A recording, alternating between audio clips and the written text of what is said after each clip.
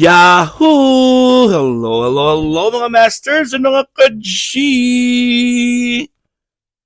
Good morning, good morning, good morning, good morning po sa inyong lahat dyan sa Pilipinas at sa buong Asian countries at kung saan man kayong lupalop ng ating daigdig ay hayaan niyo muna kami ni G, the green girl, cutie patuti iguana, na batiin po kayo ng good morning, good noon, good afternoon, good evening at good night na po sa mga ready nang matulog.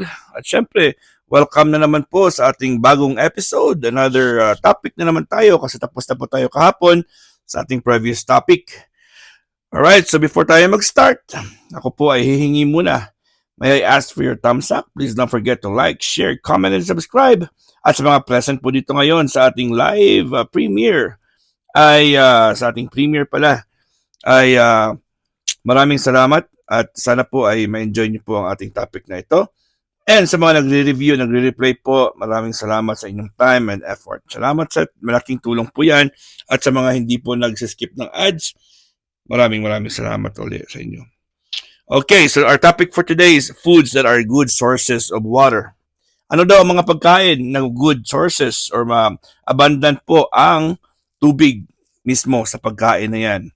Okay, medically reviewed by Poonam Sakdev on August 31, 2024. So last year lang po siya. Okay?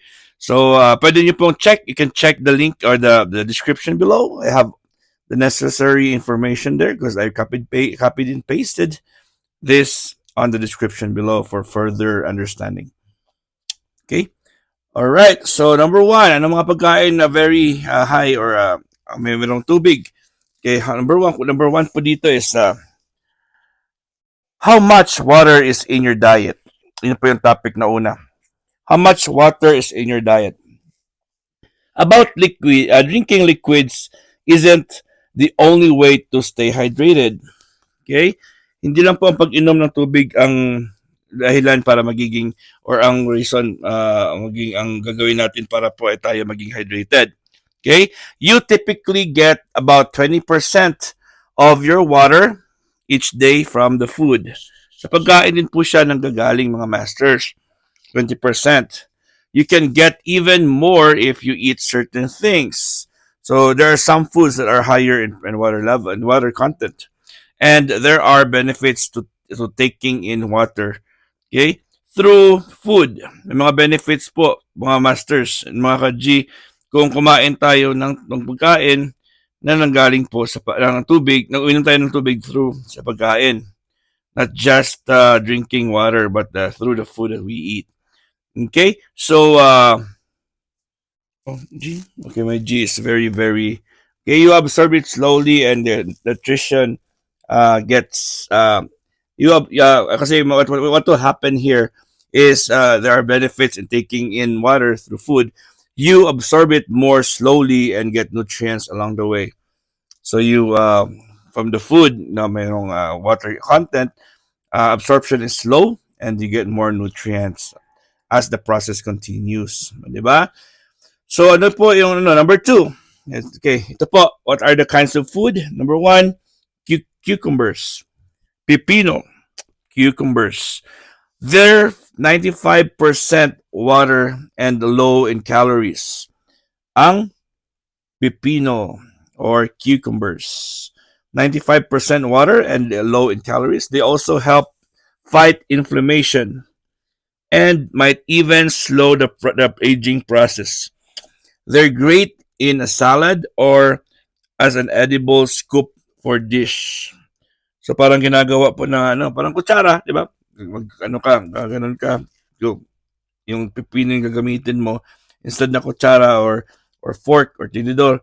So, yung scoop mo. Okay? So, next is carrots. Oh, naku, carrots daw. Mataas ang water level ng carrots. Okay, this one may be a surprise. Surprise daw ito. This may be a surprise. Crunchy and dense. You wouldn't think they're full of water. Akala natin kasi yung carrots is crunchy lang po siya at medyo tigas-tigas po siya. But hindi natin na-expect na ito pala ay puno ng water. Mataas po yung water content nito. But they are 90% water. They're around 90%. and they're loaded with beta carotene and other antioxidants that protect you against cancer and keep your heart strong. Okay, add them to the salad and have them as a snack. Imagine ang carrots po mga masters is 90% water. 90% water. Hindi lang natin alam yun kasi parang matigas po siya at crispy at crunchy. Next is we have zucchini. So sino sa inyo dito nakakita ng zucchini? Okay. Zucchini, this green squash, ang zucchini is parang green na squash po yan, that grows like a weed in the south in 95% water. Zucchini is 95% water, mga masters. Almost the same with the cucumbers. It has antioxidants. So antioxidants are things that help us protect ourselves from damage, including two that are good for the eyes. Okay, there are two antioxidants that it contains that are good for the eyes. It's great grilled or roasted in an oven. So mga zucchini po, mga masters and mga G, mas maganda po siyang na i-grill or roasted sa oven. Okay? G, don't scratch my face. Okay, next is iceberg lettuce. Iceberg lettuce is 95% water, and while it has fewer nutrients than some other greens, so ito naman talaga ang iceberg lettuce ay parang wala talagang nutrients na ano. Kasi itong iceberg lettuce ay hindi din advisable ibigay kay G. So anong itsura ng iceberg lettuce mga masters? Ang iceberg lettuce po ay parang ganito po siya. Yan, iceberg lettuce. So, hindi din siya advisable. Nakasulat talaga yan. Don't give it the reptiles kasi there's nothing. Hindi nila po ito, walang benefit makukuha po sa iceberg lettuce. Alright. So, it's 95% water, and while it has fewer nutrients than some other greens, it does give you a few things beside fiber siya, which keeps you regular. Mag-poops. Don't go down, baby. Okay, it helps you keep regular when you poop. Okay, it also delivers potassium, manganese, iron, calcium, magnesium, and phosphorus. It's all essential minerals that keep you as healthy. Pero sa mga reptiles like G, they're not supposed to be given itong iceberg lettuce. All right, next po is we have spinach. Oh nako, spinach mga masters is also high in water. Okay? Here's a green leafy veggie that can be used raw in a salad or sauteed as a side dish. So pwede ito yung itong spinach na kainin na raw, na hindi po naluto o hindi po siya na bake or hindi po siya nakadaan sa apoy. Okay? So it doesn't have quite as much water as iceberg lettuce, but it's loaded with vitamin K, folate, manganese, and magnesium, plus antioxidants that help fight inflammation and cancer. So, hindi siya pa katulad ng iceberg lettuce na very high in water, pero ito po ay loaded with a lot of vitamins, a lot of minerals po. Okay? So, next is, and makakatulong siya sa cancer and inflammation. Next po mga masters, sino ba sa inyo nakatry ng celery? Celery, isa sa mga favorite ko rin po yan kainin kasama yung kasama yung wings. Okay, ito po yung ang celery. Oh. Yan, sino ba nakatry na ng celery? Isa sa mga maganda din kainin pero mahal na sa Pilipinas. At yan, matapang po yung kanyang amoy, ang kanyang taste. Nagpunta na si G, ayaw ko nang gabalain si G. Baka mag-poops po siya.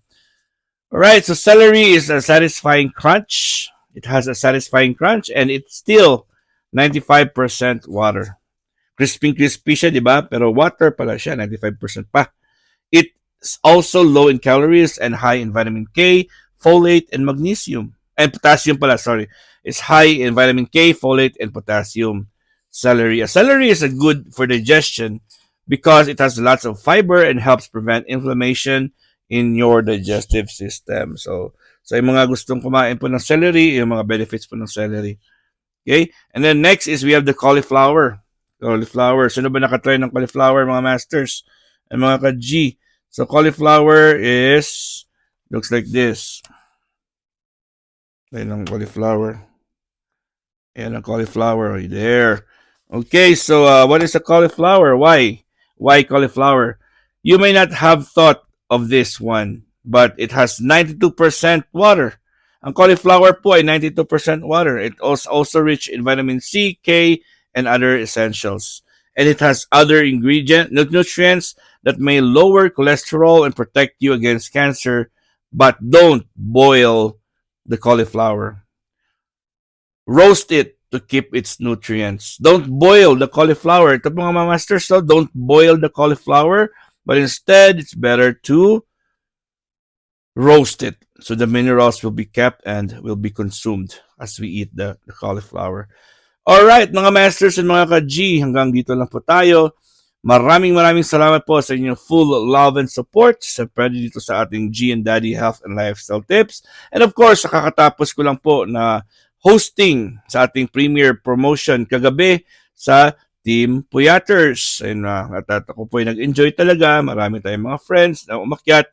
Hindi ko na kayo isa-isahin pero alam niyo po kung sino po kayo. At syempre, kantahan at tayo ay nagdikitan sa mga bagong kaibigan. Ito po, every 6 o'clock in the morning, 12 minutes lang po ito. Ito po yung ating regular schedule. And you can also follow me at 6 o'clock, at 8 o'clock p.m. every Friday and 11 o'clock a.m. every Sunday naman po. Sa Bahay Kulita naman po tayo.